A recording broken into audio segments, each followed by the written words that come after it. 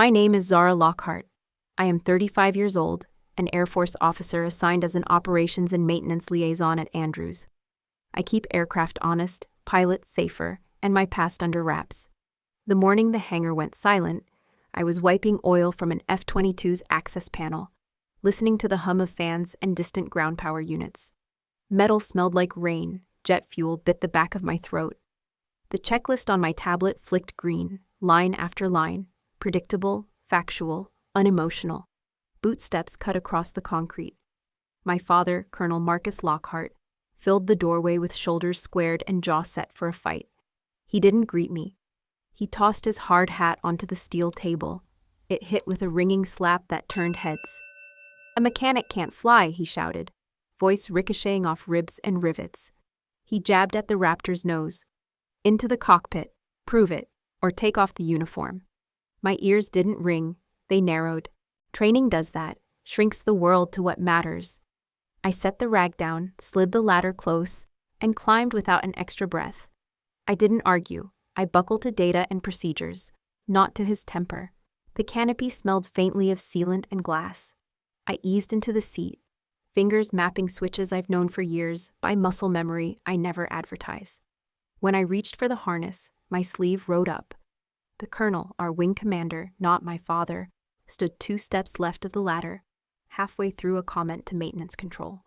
His words stalled. His eyes locked on my wrist. The world thinned to that exposed mark, ink dark against skin. TG-0717. Top gun, he whispered. The nearest crew chief froze mid-hand signal. A wrench clinked once on the floor. Somewhere, a coffee cup stopped halfway to someone's mouth. The fans kept turning but felt far away. The hangar inhaled and did not exhale. Across the concrete, my dad's boots didn't move. His face drained. His jaw dropped in a way I'd never seen in a man who believed control was oxygen. For 12 years he called what I do fixing, as if I were patching a fence.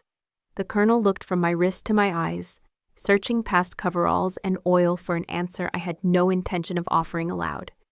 He had enough. TG-0717. Not rumor, not borrowed valor. Ink from a summer in Nevada when I learned to think 3 moves ahead at mock. I closed my hand over the tattoo and finished the buckle. My heart stayed steady, but it beat where I could hear it, the hollow under my ear where a headset sits. The comm cart clicked live outside. Ground called for a radio check. I answered by habit, voice level, name withheld. My father found air. "This is insane," he said to the room, not to me. "A mechanic can't fly." He repeated it softer, like trying to convince physics to sit down. The colonel didn't raise his voice. "Tower needs a 4th seat for the SAR intercept. We're out of time." He gave me a single nod that weighed more than any speech. It was permission and test at once. I looked at engine instruments dead and calm. I looked at the runway through a wedge of hangar light. I looked at the man who taught me to tie my shoes like knots, and who forgot that courage can speak quietly. "I'll follow the book," I said, mostly to myself. Procedure over pride. Evidence over anger. If I flew, I would fly clean. Outside, someone finally exhaled. Noise returned, a fan, a radio, a tug beeping reverse. I lowered the visor and let the glass erase everything but the work. In my periphery, my father was still stone. The colonel's pupils were steady and bright. If you need a headline for that minute, it is the one they printed later without asking me. "A mechanic can't fly," my dad shouted, forcing me into the cockpit. Then my sleeve rolled up. The colonel whispered, "TG-0717, Top gun." The entire base went silent. My dad's jaw dropped. It sounds dramatic because it was, but inside the cockpit the drama condensed into numbers and flows and checklists. Inside the cockpit, I was not a daughter. I was a pilot no one planned for, and a secret no one could stuff back into a sleeve. I set my palms on my thighs to still them. They were already still. The engines were cold iron. The air smelled like the start of a storm. "Zara," the colonel said at last, name bare, rank omitted. "Say when you're ready." I took one breath and answered, "Now, sir." The harness kissed my collarbones as I tightened it. Ground crew thumbs rose, my hands moved with them, batteries on, APU, screens alive. Nothing mystical, just small obediences done in order. Shadow 4, radio check, the colonel said on interflight. Shadow 4, loud and clear, I answered. Tower cleared us. The hangar's bright rectangle slid across the canopy like a curtain parting on a stage I had sworn off. I kept the scan steady, temps, pressures, hydraulics, tying myself to the present. At the edge of sight, my father stood near the steel table, staring at the floor as if answers lived in the oil sheen. I had trained not to chase that gaze. Today, it chased me. I let it pass through. We held short at the arming area. Engines idled at a patient growl. The sensations you remember are small. Harness creak, fan tick, the tap of a pen because hands hate idle. Shadow 4, confirm flight status, Tower asked. Skepticism audible. Emergency authorization per wing, I said. The colonel acknowledged. The frequency flattened. Questions would wait. The clock would not. Orders read simple. Locate, protect, guide rescue, come home with the living. No metal in that. Just letters avoided. Taxi center line strobed under the nose. A kid behind base ops glass lifted a phone. Viral moments are sugar highs. Airplanes do not care about applause. Lockhart, the colonel said low. No theatrics. Do the work. That's the plan, I said. Exact beats brave. Exact holds the stick at neutral until physics deserve more. Lined up, I waited for the final light. A touch of crosswind nudged the rudder. I imagined the sky cool and clear. Shadow 4, cleared immediate, Tower said. Copy. Throttles up. The jet hummed. The runway came to me. In the takeoff roll, the world collapses to needle flicker and paint stripe. Then it expands like breath. I kept the expansion at the edge of vision. Rotating, I glanced at the hangar. My father was a rigid shape. He used to check my laces before track meets. He used to clap once when I cleared a bar. The man who loved beginnings forgot how to watch continuance. There is grief in that, but not the kind that earns a day off. Gear up, climb, hand off. Mission data slid onto the glass. A grid, a coordinate string, a sliver of forest that could hide or shelter depending on how quickly you arrive. My story didn't start here. Years ago, I stepped sideways when forward was blocked by politics and a bad outcome that wasn't mine alone. I buried the pilot under coveralls and called it wisdom. The jet didn't care. Machines remember without judgment. On interflight, the colonel gave vectors and rescue timing. I repeated them, trimmed a hair to take the bump out. The cabin smelled drier above 3,000 feet. Below, the base shrank into geometry. From up here, the hangar was a gray stamp. My father, a dot inside a dot. I tried to predict his version of this morning, that he forced me, unmasked me, finally made me obey. The stories would make him taller. I let him keep posture. I kept truth. We crossed a river and brown fields. The fight in me cooled to something sustainable. Not heat, not ice, a blue pilot light. The colonel fed updates. I answered without ornament. Clarity wastes fewer seconds than anger. If you listen for anger, you miss what this is. The start of a ledger balancing. Not fire, but form, line by line, until numbers stop wobbling.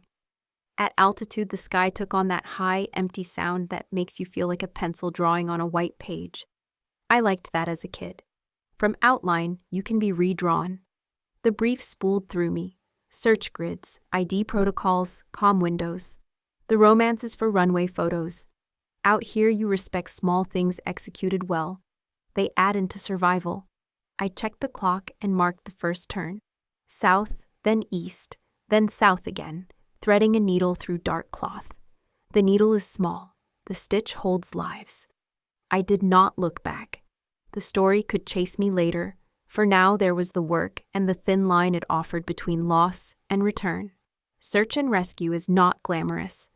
If we failed, someone would deliver a letter and a bag of folded flags. If we succeeded, no one would trend. That is the bargain I respect. You show up with competence and leave with silence.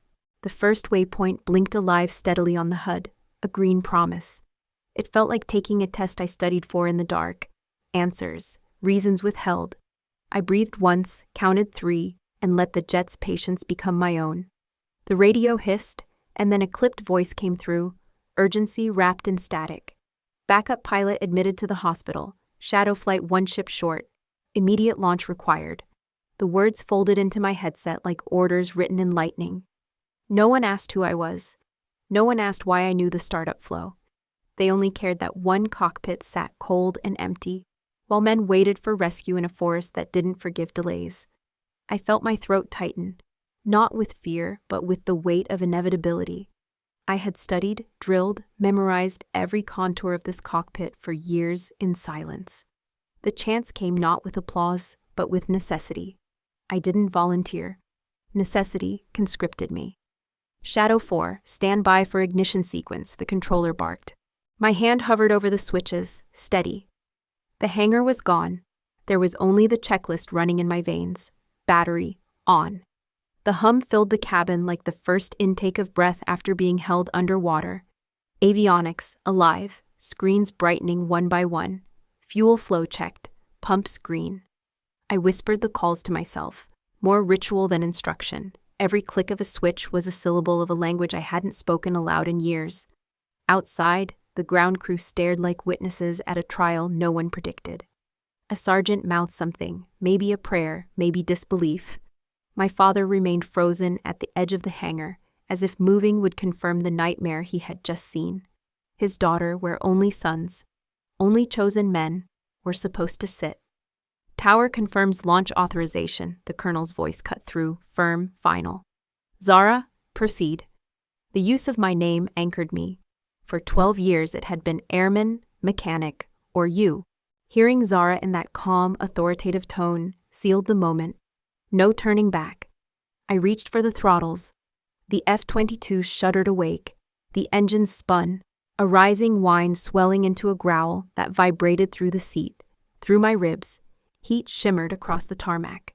Ground power carts rattled with the surge. The Raptor was no longer a machine. It was a pulse synced with mine. Checklists marched forward.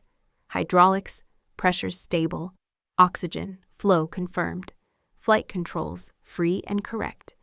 My sleeve brushed the tattoo again. And though I kept my eyes forward, I felt the colonel still watching, still remembering that whisper. Top Gun. Shadow 4, taxi, Tower ordered. I released the brakes. The jet rolled, nose weaving down the yellow line, the hangar falling away behind me. Through the canopy, I caught a final glimpse of my father. He wasn't shouting anymore. His hands hung useless at his sides. I wondered if he realized the irony. All his years preaching that I could not and now I must. The urgency pressed harder with each foot of taxiway. The rest of Shadow Flight was already spooling. 3 Raptors waiting like wolves at the runway's mouth. Their formation needed a 4th. Rescue needed 4 wings tight together, not 3. Lockhart, acknowledge readiness, the colonel demanded on interflight. Shadow 4 ready, I replied, voice level. The syllables felt surreal. I wasn't borrowing a call sign anymore. I was living it. The tower's tone sharpened. Shadow Flight cleared immediate scramble. Search and rescue priority. Survivors in hostile terrain. Time on station critical. That last phrase, time on station critical, carried the vertical spike. Somewhere out there, people were bleeding, waiting, minutes away from vanishing into casualty lists. Lives balanced on my competence, not on anyone's approval. No argument could be louder than that truth. The lead Raptor thundered forward, nose lifting. Afterburners carving daylight into heat. 2 followed, then it was my turn. I pushed the throttles into military power. The jet roared, the runway streaked beneath me, numbers climbing, control surfaces biting the air. At 140 knots, I eased back. The nose lifted. Wheels left Earth. The cockpit filled with vibration and freedom. The base shrank below, my father now invisible. The colonel's voice steadied in my ear. Shadow 4, airborne. I joined the formation, sliding into the open slot like I had been rehearsing for this day in secret. In truth, I had. The line was complete. 4 Raptors turned east, wings glinting in the sun, a cross of steel over fragile ground. My pulse slowed into rhythm with the jet. Fear had no place here, neither did doubt. The mission had started, and once it started, there was only forward. Somewhere deep inside, I felt the click of a lock turning, the moment when past denial gave way to present reality. I wasn't pretending, I wasn't hiding. I was the fourth ship in shadow flight, and the ledger of my life had a new entry. I whispered, unheard beneath the roar, "For once, Dad, watch me." The wheels left the ground, the tremor of asphalt faded, and the silence of altitude took over. I pulled the landing gear lever, felt the thunk of retraction beneath my feet, and let the jet climb, nose slicing into blue. My breath came steady, but I knew, down there, on the ground, breathing was anything but calm. Within seconds, the chatter began. The base's internal comms, usually reserved for operational calls, were alive with side-channel noise. "Did anyone authorize this?" a controller whispered, his voice bleeding across the frequency. Another snapped back, "Authorized or not, she's airborne. You want to call her down in the middle of a scramble?" The tower cut in, trying to keep order. "Shadow flight, proceed to mission vector, maintain calm discipline." But beneath that order, the storm gathered. I could feel it, even at 30 feet, then 300, then 3,000. My name was already a spark in dry grass. Zara Lockhart, the mechanic who'd spent 12 years crawling beneath fuselages, was now strapped into an F22 streaking east. And everyone had an opinion. Some voices rose sharp with condemnation. "This is reckless. She isn't certified. We'll be court-martialing the colonel before dawn." Others spat cynicism. "She's a stunt, a liability. We've put an untested wrench-turner in the deadliest jet on Earth." But there were counter-voices too, hushed but growing. "She knew the startup sequence cold. Did you hear her checklists? That wasn't guesswork." Another admitted, almost grudgingly, "You saw the tattoo. That wasn't decoration, that was designation. TG-0717. Someone groomed her for this." The base divided in real time, lines drawn not in policy but in instinct. Some clung to the rules, others to the evidence of their eyes. A mechanic had done the impossible, taken flight when no one else could.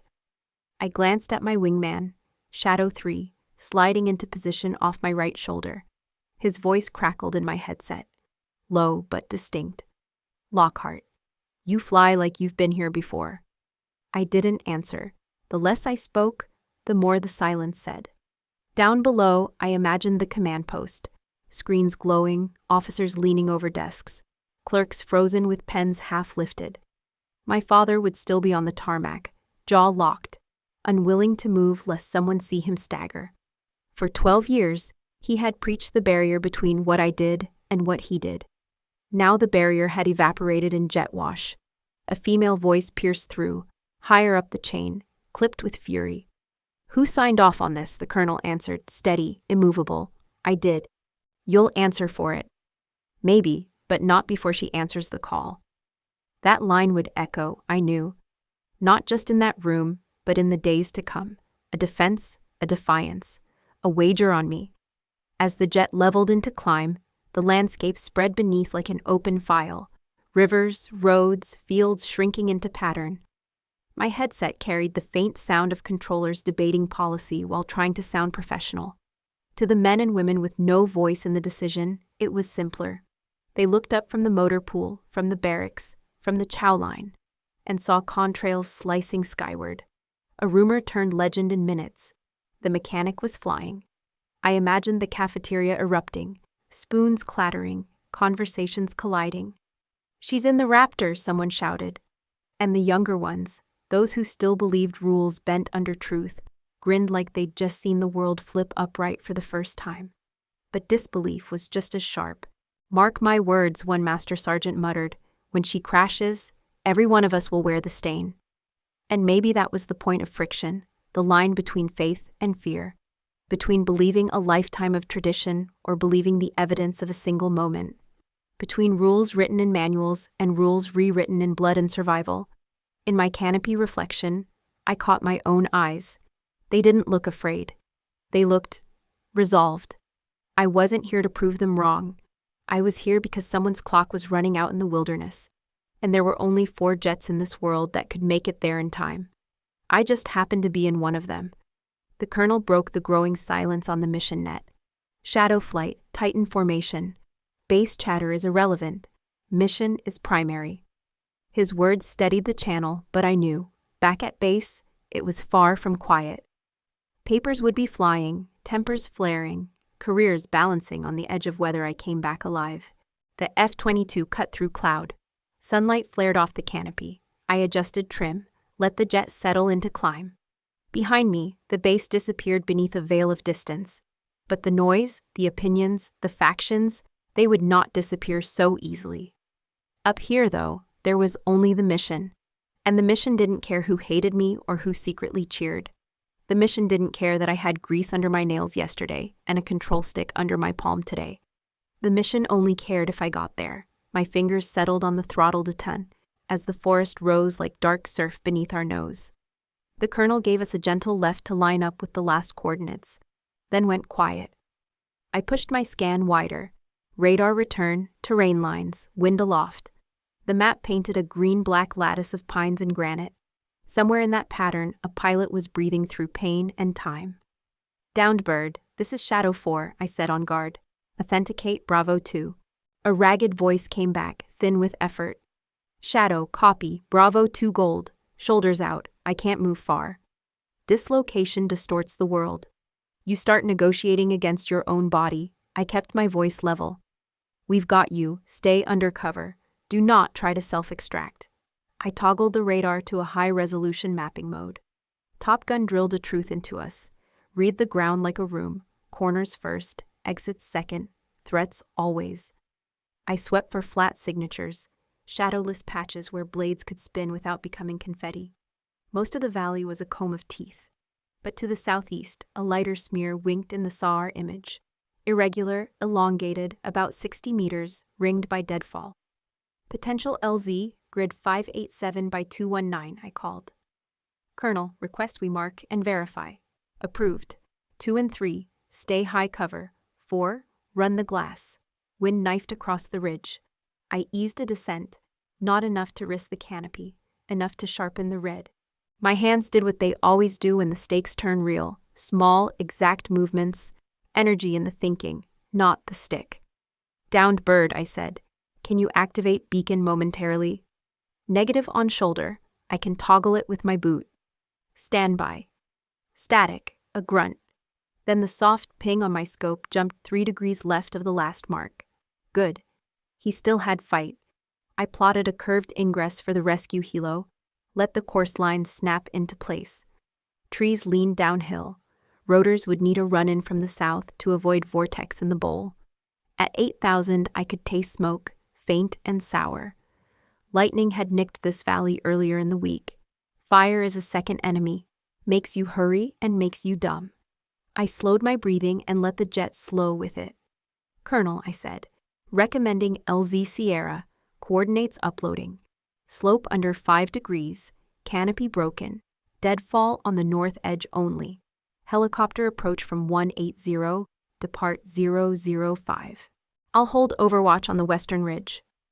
"Copy Sierra, rescue is 5 minutes out. 4, keep your altitude margin."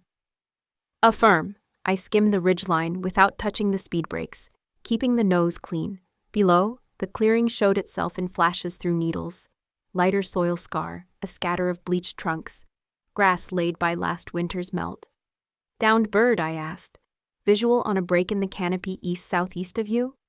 "Can't raise my head, but I can hear water." I checked the topo overlay. A creek braided the clearing's edge. "That tracks," I said. "Hold, copy." We were a minute early on timeline. I spent it on contingencies. If wind boxed the helo in, I had space to drag lead from the west. If smoke thickened, I could steer with headings alone. Top Gun's rule of 3 options kept its promise. Fear lives in singular plans. Shadow 2's voice slid in, dry. 4, that's a tight bowl. Tight, not fatal. Breezes crosstail on approach. Shifts to headwind in the last 10 yards. They'll like the last 10 yards. Copy. From altitude, decision-making feels like drawing a straight line through a crowded room without bumping shoulders. On the ground, it's about inches. I owed inches to a pilot biting down on his tongue somewhere under green. "Rescue inbound 2 minutes, the colonel reported. "Mark Sierra." I pulsed a covert laser on the clearing's edge for the helo's sensors, then throttled back to keep noise off the valley. I kept talking so the downed pilot wouldn't fall into the blank space pain makes. "What's your name?" I asked. "Rodriguez," he said, breath hissing. "Alex." "Copy, Alex, I'm Zara. You're not alone." Static. Then, faint humor. "You the mechanic?" "I'm the fourth seat today." He laughed once, and it broke in the middle. "Rescue visual," the colonel announced. A dark dot skimmed low along the creek, then grew shoulders and legs, a helicopter hugging terrain. I tightened my turn, watched for gust snakes in the grass, watched the tops of the pines to see wind for what it was, not what the gauges said. The helo flared, committed, and the clearing accepted it like a held breath finally let go. Its rotors carved a neat oval of dust and pollen as medics spilled out fast. Medics ran low under the rotor wash, green shapes against the pale dust, and I kept my orbit measured, wings level, nose a hair high to gain time if the engine burped. Shadow 2, hold east at 8500. 3, take north at 10. Keep the bowl clean. I marked their arcs on the display and fed the helo a steady wind call. 185 at 12, gusting 16.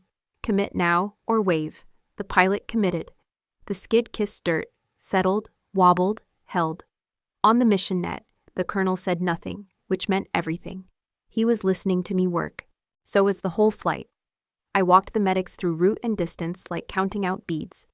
50 meters to your 2 o'clock, intermittent brush, creek on your left. LZ is marginal, expedite.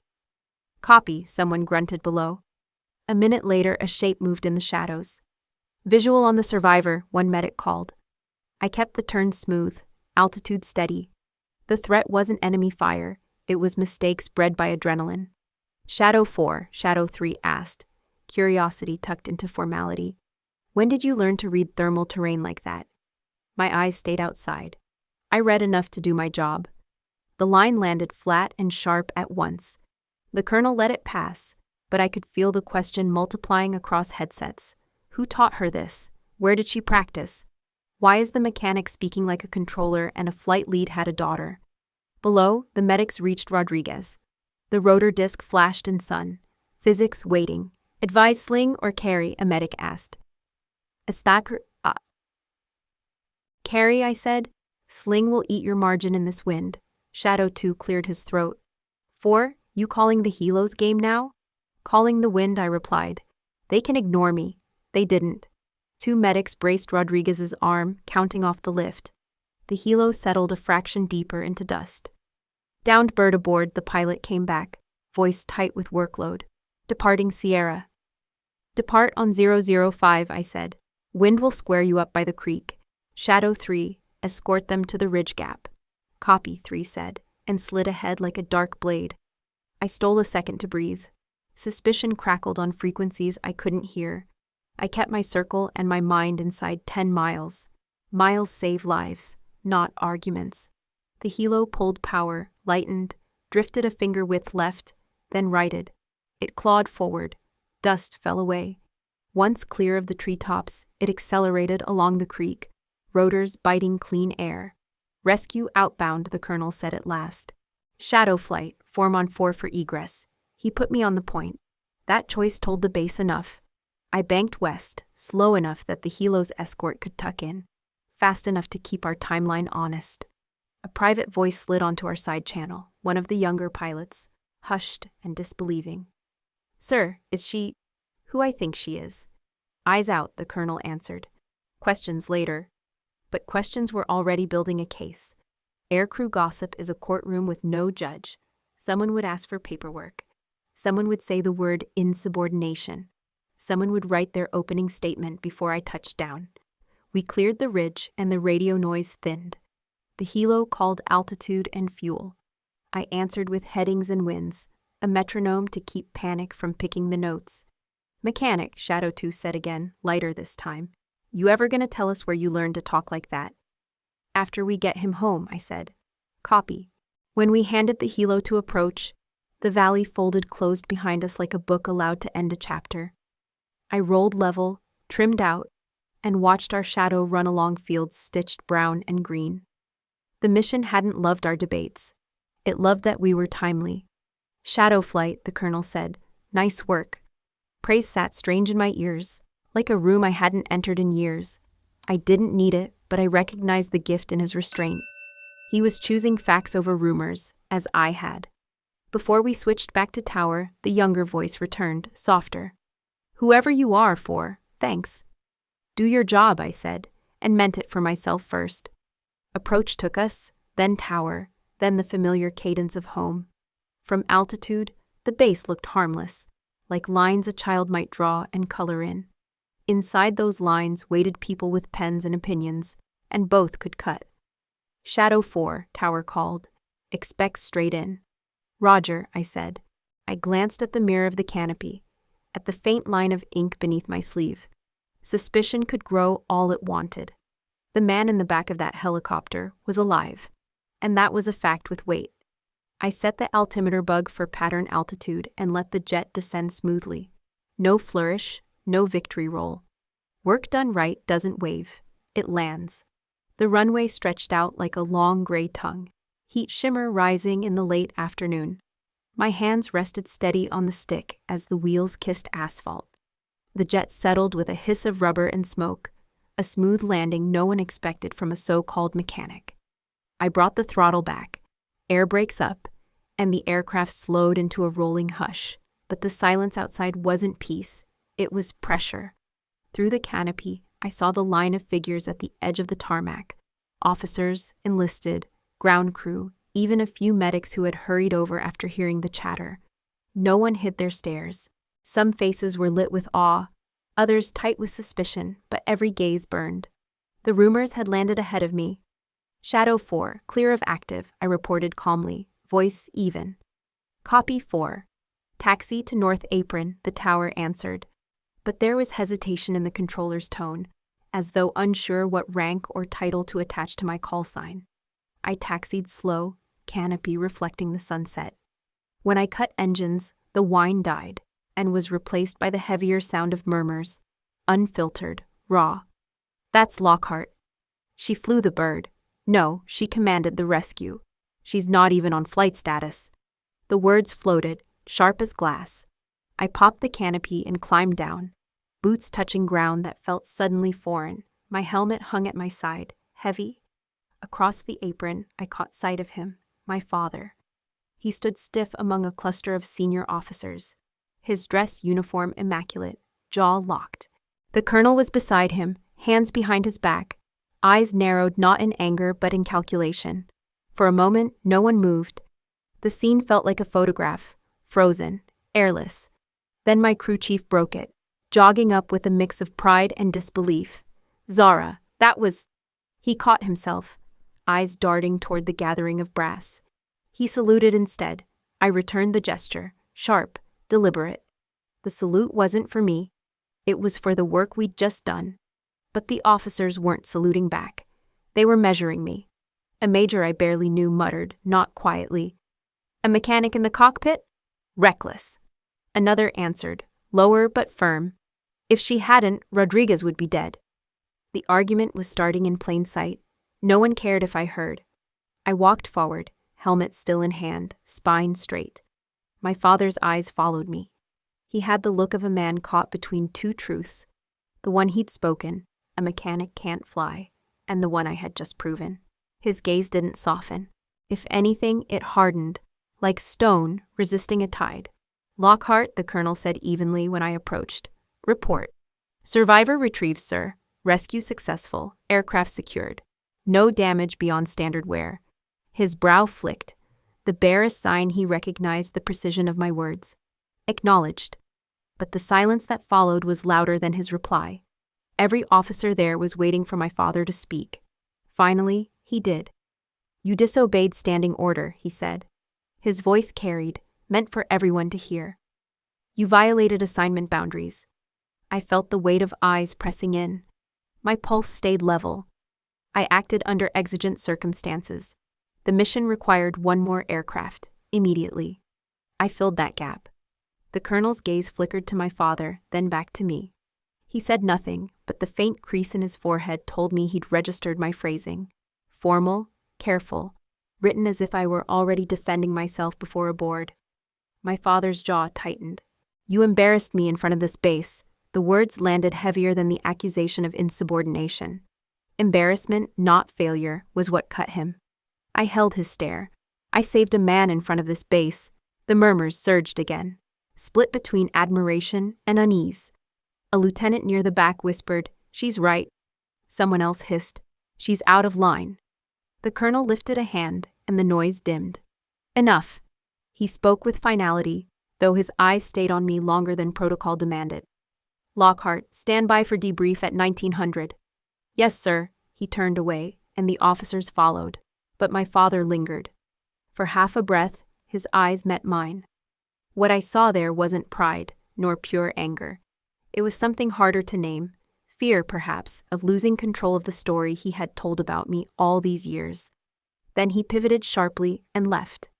I exhaled slow, steady, not letting my shoulders sag. Around me, whispers still flitted like moths in the dark. Some looked at me like a fraud exposed, others like a truth revealed. I didn't correct either. I turned back toward the hangar, helmet under my arm, and walked. The tarmac felt heavier than when I'd taxied out, but my steps did not falter. The base was no longer the same, and neither was I. The summons came at dawn, delivered not by a clerk but by an MP with a sealed folder. He didn't say a word, only tapped the order with 2 fingers and left me at my quarters staring at the envelope. I broke the seal, read the single line that mattered. Report to command chamber, 0800 hours. I knew before I walked through the door who would be waiting. The chamber was colder than the hangar, though no engines hummed here. Flags lined the walls, and the long polished table gleamed under harsh lights. At the head sat the colonel, posture straight as a drawn saber. To his right, my father. He didn't look at me when I entered. His gaze fixed on a spot across the table, as though he'd already decided I wasn't worth seeing. "Lockhart," the colonel said, clipped. "Sit." I did, sliding into the lone chair opposite them. A recorder clicked on somewhere, its red light blinking like a warning. "Yesterday's actions saved a man's life," the colonel began, his voice measured. "But they also raised questions that cannot be ignored. Your flight, your coordination," and he paused, eyes narrowing, the tattoo. His words landed like a gavel. My sleeve felt suddenly heavier, though the ink beneath my skin had been part of me for years. TG07.7. A code that wasn't supposed to be seen here, not like this. "We need an explanation," the colonel continued. "Where did you acquire the designation Top Gun 0717? Who authorized that marking?" The silence stretched. I could feel the tension bending the room. Then my father spoke, his voice colder than the steel chairs. "I submitted the formal request for investigation," he said. For a second, I couldn't breathe. It was him, my own father. The one who had thrown down the words, "A mechanic can't fly," was now the hand pushing the blade deeper. The colonel didn't flinch. "Colonel Lockhart Sr. has raised concerns about misrepresentation. He suggests this tattoo implies unauthorized training or false claim of status." The phrase cut sharper than accusation. False claim. I met my father's eyes. He finally looked at me, but there was no warmth. Only the satisfaction of a man trying to corner what he couldn't control. "I never misrepresented myself," I said evenly. My voice didn't rise. I kept it steady, calm, a counterweight to their storm. "Then explain it," the colonel pressed. "Because yesterday you flew like a graduate. You issued commands like a combat instructor. And you read terrain as if you had a decade in the air. None of that matches your record. The record, the paper life they kept of me, stripped clean of the years that mattered. I did what needed to be done," I said. "I filled the gap when no one else could." "That isn't the answer we need," my father snapped. The words echoed in the chamber. He leaned forward, his fists resting on the table. "This isn't about yesterday. This is about the truth you've kept buried. That code on your skin, it ties you to something you were never meant to touch. Admit it." I stared back at him, pulse steady though my hands curled tight against my legs. Admit it. That was what he wanted. Confession, surrender, a crack in the wall I had built. But I wouldn't hand him that victory. "I won't deny my training," I said softly, "but neither will I let you twist it. That tattoo isn't a fraud. It's a marker of where I've been and what I've survived." The colonel's gaze sharpened. For the first time, I saw curiosity under the steel. My father's face, however, darkened further. His jaw clenched, eyes narrowing into slits. "You're hiding behind riddles," he spat. "You embarrassed me before this base, and now you embarrass this uniform." "No," I answered, my voice calm but heavy. "I honored it. Yesterday, when seconds mattered, I honored it. Maybe more than you wanted me to." The room stilled. Even the colonel's hands froze on the table. The recorder's red light blinked on, off, on again, marking every second of silence. At last the colonel exhaled, slow, controlled. "This inquiry is not over. Lockhart, you are confined to base until further notice. You will remain under observation, and this matter," his eyes flicked to my father, then back to me, "is far from closed." "Yes, sir," I said. The meeting adjourned, but my father didn't move at first. He stared at me as the others stood, as though trying to burn something out of me with his silence. Then he turned sharply and walked out, heels echoing hard against the floor. I sat there alone a moment longer, the red light finally dimming. I knew then, yesterday had been about survival. Today was about survival of another kind. And this storm, the one my father had set in motion, was only beginning to break. The chamber emptied, but the weight of my father's accusation lingered long after.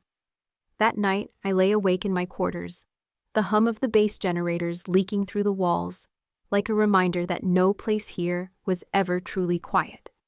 My mind slipped back, not by choice but by force, dragged into memories I had locked away for years. I was 23 again, the air salty and sharp at Naval Air Station Fallon. The sun glared off the tarmac, blinding in the Nevada heat. I stood among a line of graduates in flight suits. Our boots polished so perfectly, they reflected the bleachers behind us. My name had just been called. Lockhart, Zara Elise. Distinguished in multi-platform tactical integration. The medal rested heavy against my chest. But what I carried inside weighed even more. The certainty that I had earned my place, not as anyone's daughter, not as an afterthought, but as a pilot who had bled and sweated through every drill. They said I had a rare ability, the way I could map a battlefield in my mind, link air, ground, and electronic warfare, as if I'd been born with antennae hidden under my skin. During the final exercises, I had coordinated a simulated strike, where F-18s, drones, and ground artillery moved as one. My instructors said it shaved minutes off what should have been impossible. That day, the tactical board had lit up with blue, and the red faded fast. When the commanding officer pinned the ribbon, he whispered, "Don't lose this, Lockhart. The Navy needs minds like yours." His words carried pride, belief, and the kind of validation I had never once received at home. But even in that moment of triumph, my eyes scanned the bleachers, looking for one face.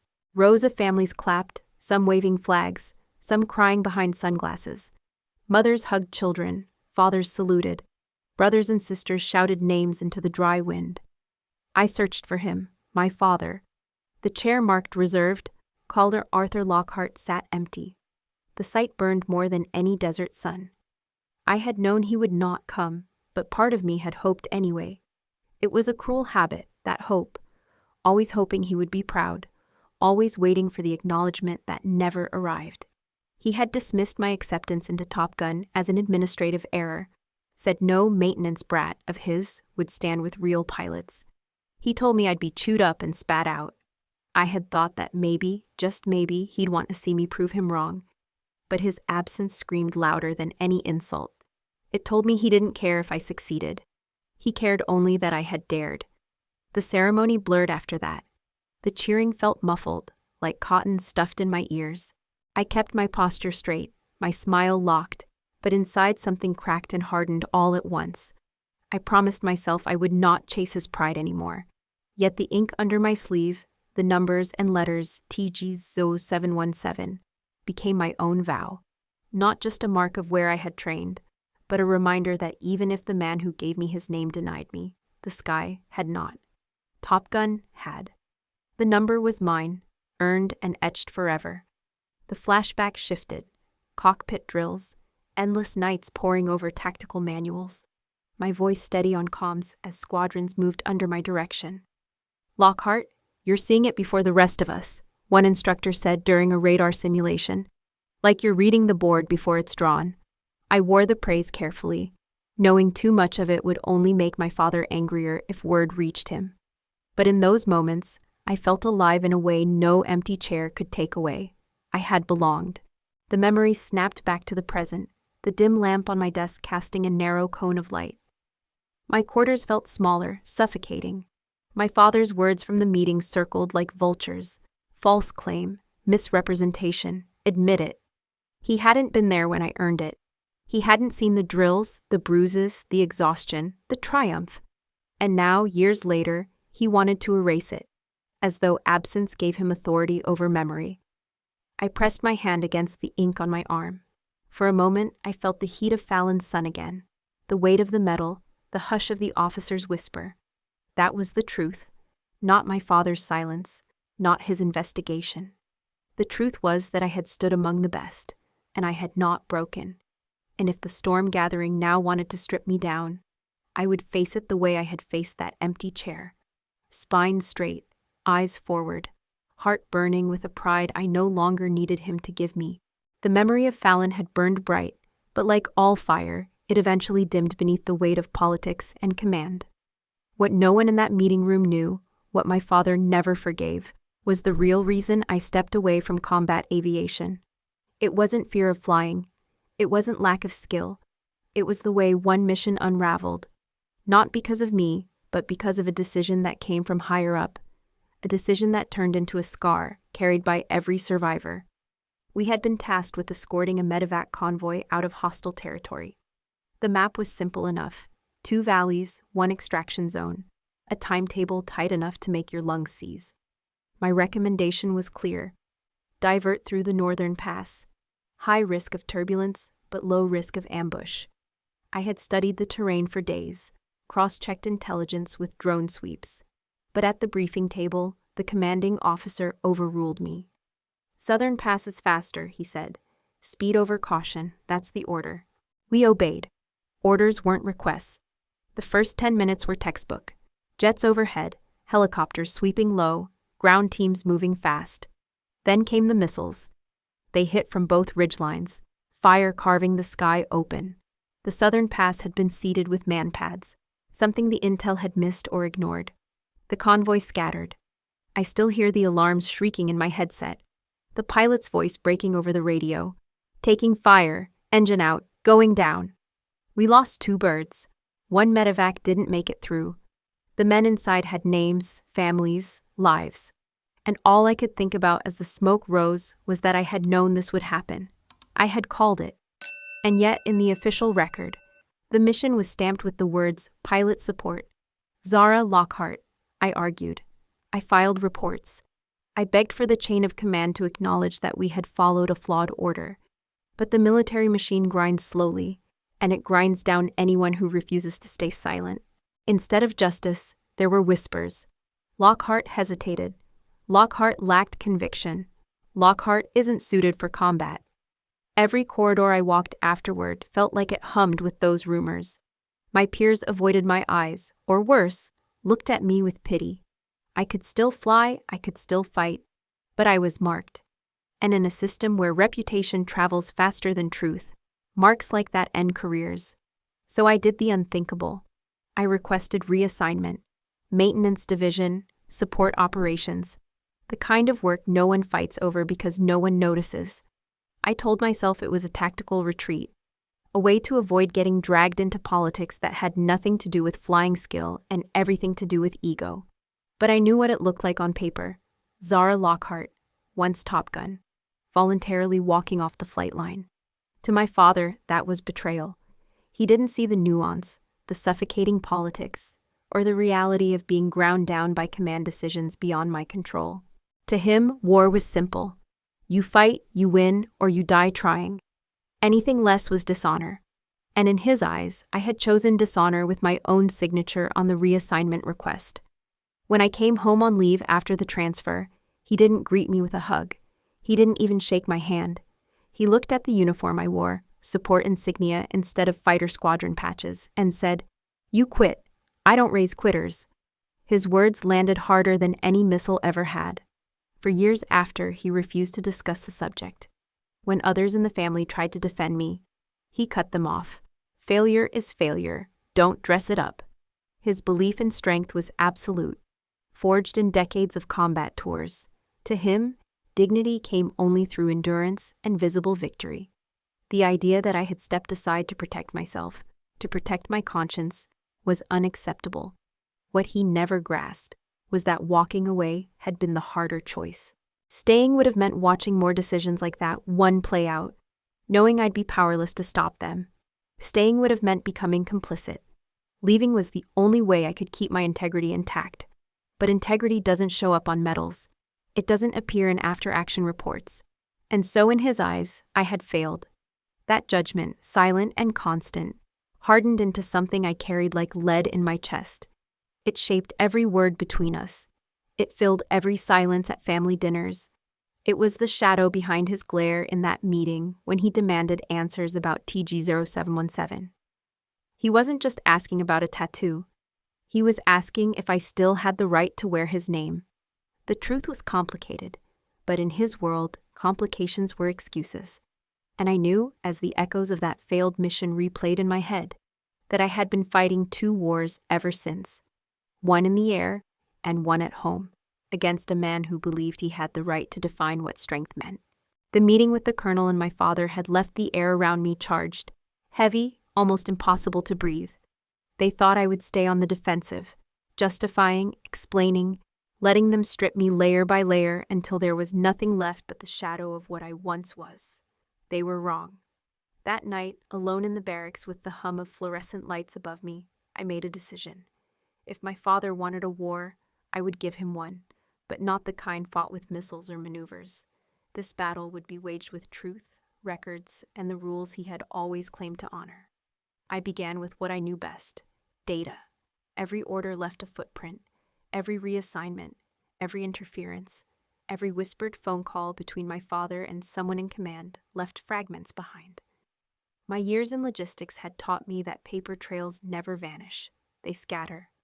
All you need is patience and the discipline to piece them back together. I logged into old networks, digging into archived records with the same precision I once used to track fuel consumption on combat sorties. I found requests stamped with his initials, special authorizations bypassing standard procedure. Some looked routine at first glance, but when paired with after-action reports, patterns emerged, missions redirected, pilots shuffled like pawns, entire squadrons reshaped because he thought he knew better. I traced emails where his language dripped with influence, for the good of the unit, for the honor of the service. To him, honor was a shield against scrutiny. To me, it was a smokescreen. I collected copies quietly, storing them on encrypted drives, careful to never access the same file twice from the same terminal. But documents were only part of the fight. The system had rules, and I needed to learn how to weaponize them. That's when I reached out to a military lawyer, a major with sharp eyes and a sharper tongue. She met me in an unmarked office near the airstrip, where the blinds stayed shut and the clock ticked too loudly. "You know who you're going up against?" she asked after scanning the first folder of evidence. "Yes," I said. My voice didn't waver. "My father." She exhaled through her nose, the kind of sound lawyers make when the case is already giving them a headache. Colonel Lockhart has decades of service behind him. Medals, command citations. People don't want to believe men like him abuse the system. They'll call it strategic discretion. Unless I show them it's more than discretion, I countered. It's manipulation. It's control. She studied me for a long moment, then nodded once. "You'll need more than internal records. If you want Congress to hear this, you need a paper wall so high no one can climb over it." That became my mission. When I wasn't on duty, I was at my desk with files spread like battle maps. I built timelines cross-referencing his decisions against outcomes, highlighting every time his interference had cost lives, trust, or careers. I didn't just want to expose him. I wanted to prove, beyond denial, that his rigid belief in control had corroded the very structure he claimed to protect. At night, when exhaustion pulled at my eyes, I forced myself to stay awake. I could almost hear his voice in the back of my head, telling me I was weak, that I was wasting my time, that no one would ever side with me against him. I used that voice as fuel. Every doubt became another reason to press forward. When I finally stepped back and looked at what I had gathered, it wasn't just a pile of papers. It was an arsenal: orders with his signature, emails with his tone, reports with outcomes tied directly to his decisions. Even a memo recommending my reassignment, phrased so carefully it read like concern, but carried the weight of exile. The lawyer reviewed it all, her pen tapping against the margin of each page. "It's solid," she said finally.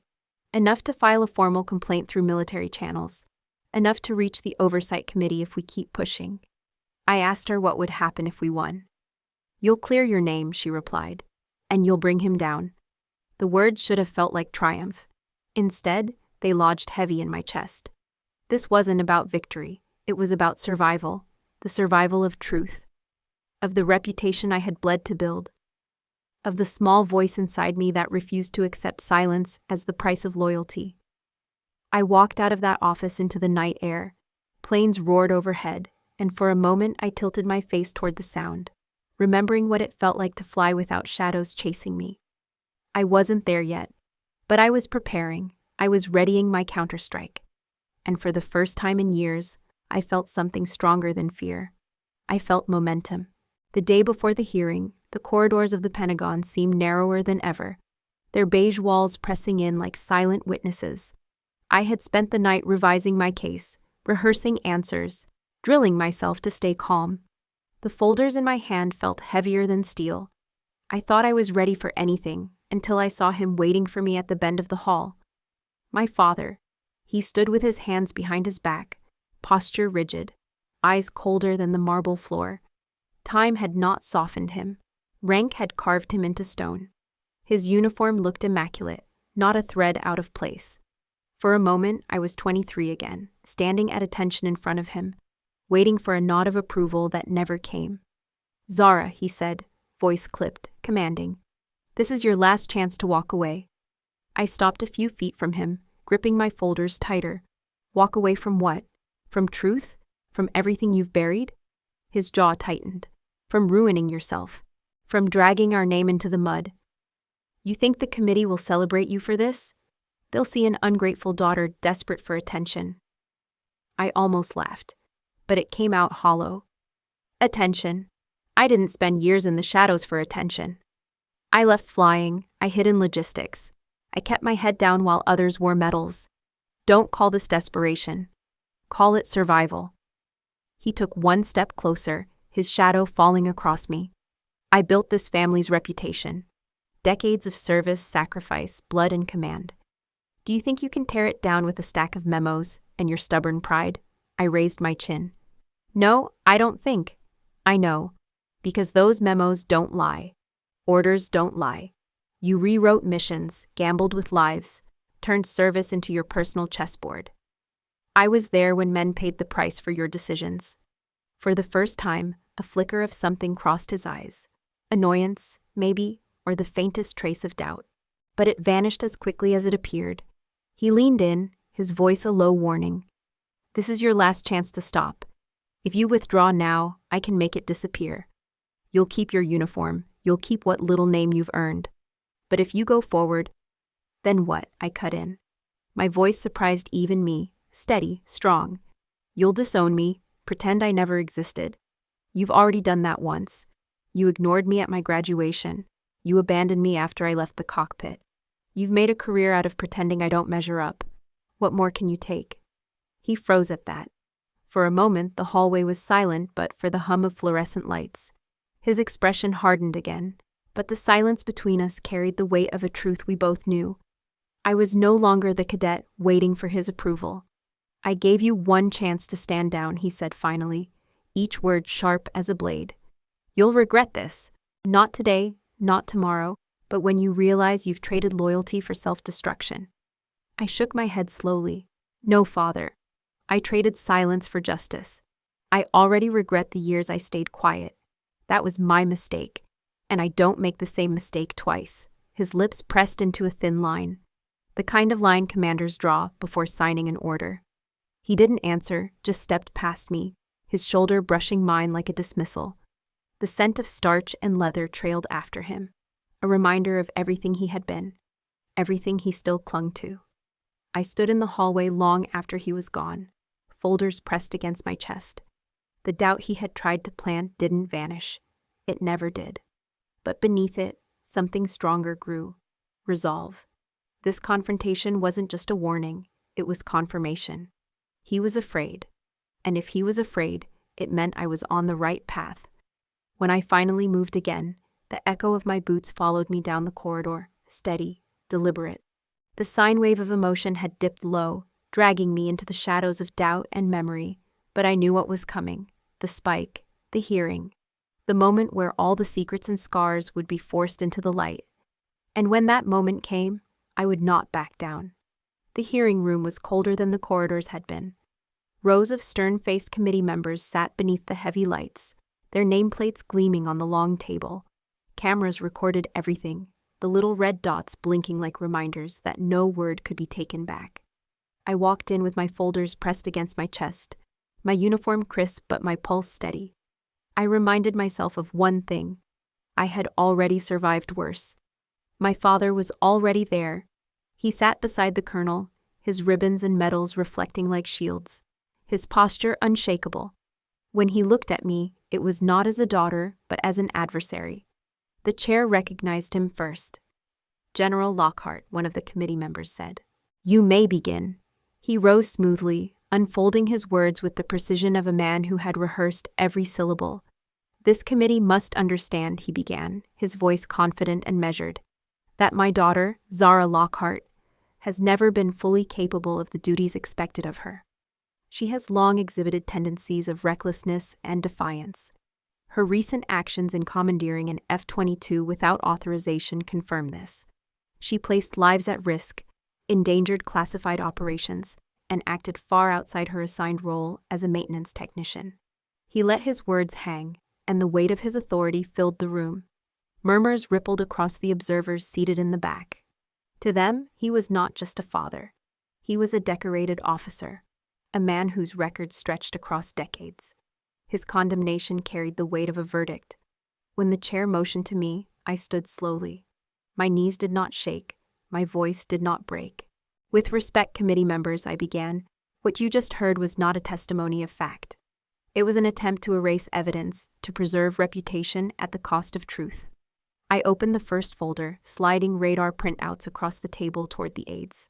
Exhibit 1, radar logs from the night of the crash. These confirm my maneuvers and precise coordination with the rescue helicopter.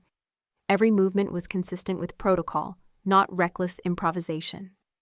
I let them study the sheets before I moved to the next. Exhibit 2, flight logs. While officially listed as a technician, my records will show over 200 logged simulator hours, logged and signed by certified instructors. My familiarity with the F-22 was not coincidence. It was training, documented. I paused, glancing at my father. His jaw twitched, but he kept silent. I continued pulling out statements. Exhibit 3, testimonies from fellow pilots who heard my commands during the rescue. You'll see here, I tapped the document. Lieutenant James confirms I coordinated heat readings to identify a safe landing zone. Captain Ruiz testifies that without my input, the injured pilot would not have been retrieved alive. The murmurs in the room shifted. They were listening now, the tide beginning to turn.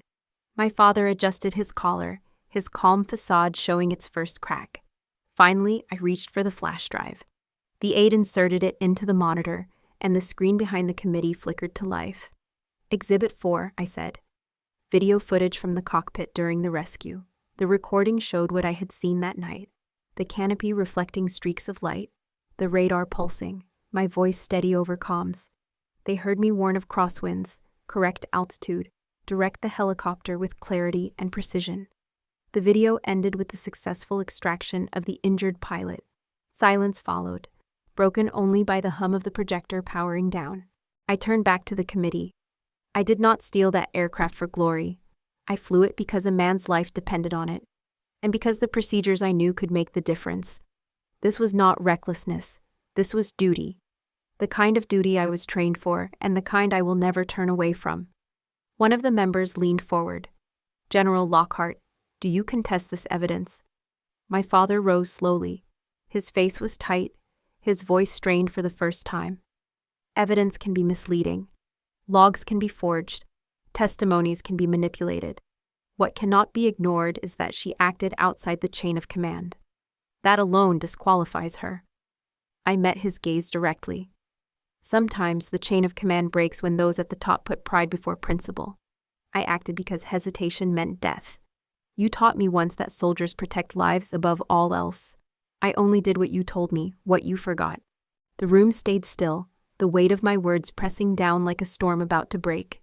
I lowered my hands, steady, knowing the spike was coming. Whatever they decided, the truth was already out. The silence after my last words stretched long enough to feel like another battle. I could hear the faint hum of the lights, the shifting of papers, the small cough of one committee aide. My father kept his jaw locked tight, refusing to look at me. I thought the session might end in deadlock, with neither side giving ground. Then the colonel spoke. He leaned forward, his elbows pressed to the polished wood, his eyes fixed not on me, but on my father. His voice was calm, deliberate, but it carried like a challenge across the chamber. General Marcus Lockhart, allow me to ask you one thing, he said.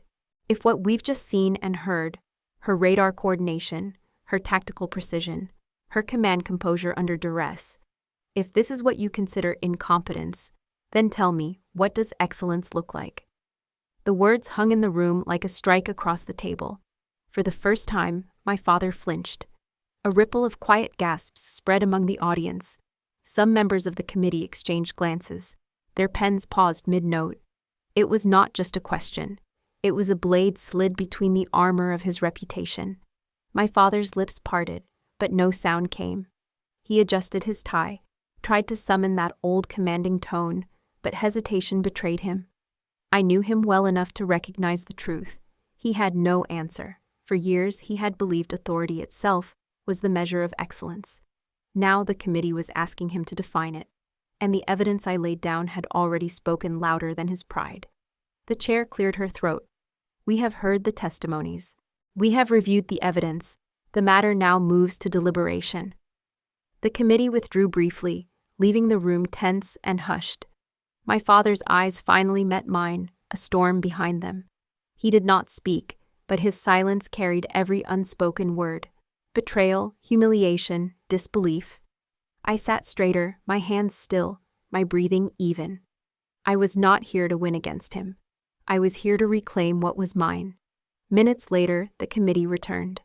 The chair spoke with authority sharpened by consensus. This hearing finds the actions of Zara Lockhart to have been in accordance with the highest standards of military duty. Her initiative and tactical execution during the F22 operation saved a life and demonstrated advanced leadership skills. The room stirred, but she continued without pause. Conversely, we find evidence of misconduct in General Marcus Lockhart's repeated interventions into his daughter's career, including suppression of her training records and unauthorized recommendations against her advancement. Such actions compromise not only her professional standing, but also the integrity of command oversight. I felt the weight shift, the air itself tilting in my direction. My father's face went pale beneath the lights, but the chair pressed forward. Accordingly, this council rules for disciplinary demotion of General Marcus Lockhart. Effective immediately, his rank will be reduced, and his authority curtailed.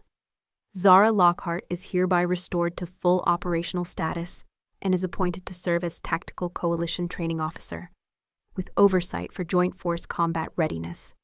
The words struck like thunderclaps. My father's shoulders stiffened, but he did not rise. The colonel gave me the briefest nod, an acknowledgement, not a victory cheer. Around the room, aides scribbled notes, observers whispered.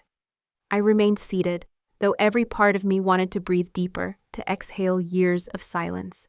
My father finally stood, his chair scraping across the floor. He opened his mouth, but the chair lifted her hand. This ruling is final, General. The vote was unanimous. His jaw clenched. He gave a stiff salute to the committee, but he did not look at me again. His boots echoed against the floor as he walked out, leaving only the shadow of his presence behind. The colonel turned toward me once the door shut. Lockhart, he said simply, you just rewrote the manual today. Don't waste what you've earned. I rose then, my folders still in hand. though they felt lighter now. "I don't intend to waste a second," I answered. The committee adjourned, the gavel striking once, final and sharp. Reporters outside waited with questions, but their noise felt distant compared to the quiet certainty settling inside me. I had been accused, diminished, silenced, and doubted. But in that room, before the highest oversight, truth had forced its way through. I walked out not with triumph, but with clarity. I was no longer just the technician, no longer the daughter under the shadow of a name. I was Zara Lockhart, restored, recognized, and tasked with shaping the next generation of warriors. And though my father's silence would echo long after, it no longer had the power to define me. The reversal was complete. I never imagined that vindication would feel this quiet. No trumpets, no applause, no resounding echo of victory marching me forward.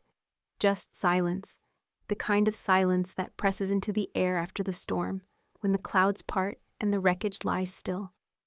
I did not crave a noisy triumph. I wanted truth, and truth rarely arrives with fireworks. That night, I walked to the supply hangar on the edge of the base, where the smell of jet fuel always mixed with dust and grease. The place was empty, the kind of empty that feels earned after weeks of tension. I sat on an old steel crate and pulled the heavy watch from my wrist. For years I had worn it like armor, the kind of weight that reminds you of the minutes you're racing against. I set it down beside me. For the first time, I wanted to feel time pass without measurement. I looked at my wrist, bare, pale, where the strap usually covered. And there it was, the mark that started this storm. The tattoo, TG0717. A string of letters and numbers that once made me lower my sleeves and avoid questions. It had been my secret, my shield, and my burden. Now it was my reminder. I traced the edges of the ink with my thumb. The lines had blurred with age, softened by skin and sweat, but the meaning still burned. TG0717 was not just a code. It was the day I stood in the simulation hall at Top Gun, when they pinned recognition on me for tactical integration, even as my father stayed away. It was the squadron designation of the mission that taught me failure isn't the end. And now, it was the symbol that the world had seen me for what I was, not for what my father claimed. I thought of how he looked when the committee voted, the stiffness of his shoulders, the silence that followed him out. He had been reduced, not by me shouting, not by me lashing out in anger, but by me standing still, holding evidence, and letting the truth speak. I didn't need to raise my voice to win. I needed only to rise when everything tried to keep me on the ground. The hangar echoed with small sounds, the creak of metal, the distant howl of the wind slipping under doors. My body finally felt the exhaustion I'd ignored through days of preparing files, rehearsing testimony, staring down the man who raised me. It was strange that after all the turbulence, I felt no rush of revenge, no glee in seeing him fall. Instead, I felt a simple exhale, a release of air that I'd been holding in since I was 23. I let my eyes close and pictured the faces of those who stood beside me, the wingman whose testimony carried weight, the legal officer who walked me through clauses I had never thought I'd use, the colonel who asked the question that changed everything. Their voices stitched together the silence that now wrapped me. My father's words still cut. I will not pretend they didn't. He had called me unfit, incompetent, a disappointment. Those words will live in me, not as chains but as scars. And scars, I've learned, are not weaknesses. They are proof of healing. I picked up the watch again, fastened it back to my wrist, then tugged the sleeve over the tattoo. Not to hide it, no. This time it wasn't about hiding. It was about carrying it privately, like a compass I no longer needed to prove existed. TG0717 was mine. It no longer belonged to whispers or suspicions. As I left the hangar, the night air was cool, filled with the faint hum of generators. The sky above stretched black and infinite. My steps were steady, my silence loud enough to fill the world. I had stood up, and that was enough. Morning light spread across the base like a thin golden film, touching the corners of hangars, sliding down the tails of aircraft, and catching in the windows of the headquarters. The day after the hearing, the air seemed sharper, easier to breathe. I walked down the corridor of the hall where everything had unraveled and rebuilt itself. My boots echoed, but the sound no longer felt heavy. The colonel waited at the end, his uniform pressed, his expression carved with both gravity and warmth. He extended his hand, a gesture simple yet weighty. When our palms met, his grip was firm, steadying. He leaned closer, his voice low but resolute. "Lockhart, don't bury yourself anymore. The sky still has room for you." I nodded, words catching in my throat before they could become sentences. That was the kind of man he was. He didn't give speeches, he gave direction. And that direction carried more than an order. It carried a blessing. For years, I had buried myself in silence. Silence in classrooms, silence in briefings, silence at family tables where my father's voice always dominated. I thought that quietness would keep me safe. But silence without courage is only another form of surrender. Now, silence was different. Silence was the ground on which I chose to stand. Calm, deliberate, unshaken. I stepped outside, past the entrance, past the cameras still lingering for statements. I offered none. I walked through the gates toward the runway. The wind was alive there, carrying the scent of jet fuel and metal. Planes waited, sleek and restless, like caged hawks. The concrete stretched wide and endless beneath my feet. I lifted my sleeve again. The afternoon light struck the ink on my wrist, glinting against the scarred lines. For the first time, I let it stay uncovered. Let the world see what I carried. It wasn't defiance. It wasn't rebellion. It was acceptance. The motif was complete. Tattoo, silence, rising. The mark reminded me that I had been tested and I had endured. The silence told me I didn't need to shout to be heard. Rising reminded me that every fall, every dismissal, every accusation was just a prelude to standing again. I thought about my father, not with hatred, but with a weary kind of compassion. His belief in honor had calcified into something brittle. He had measured love by achievement and loyalty by submission. That was his tragedy, not mine. His fall was his own, but my rise didn't need to be about his failure. I reached the edge of the runway, where the world opens wide. The late sun painted everything in bronze. My boots, the steel rails, the horizon. I inhaled, and for the first time in years, it didn't feel like borrowed air. It felt like mine. This was not a victory parade. It was quieter than that, stronger than that. Closure doesn't arrive with trumpets. It arrives with the decision to walk forward, even when you're tired, even when the world doubted you, even when the people closest to you tried to chain your steps. I stood for a while, letting the light spill over me. Then I smiled. Not for the cameras, not for anyone else, just for myself. The colonel was right. The sky still had room. And this time, I would not run from it. Before we say goodbye, I want to leave you with this. Where are you watching from? Is it a quiet morning with a warm cup of coffee? Or a late night where stories like this keep you company? Let us know in the comments.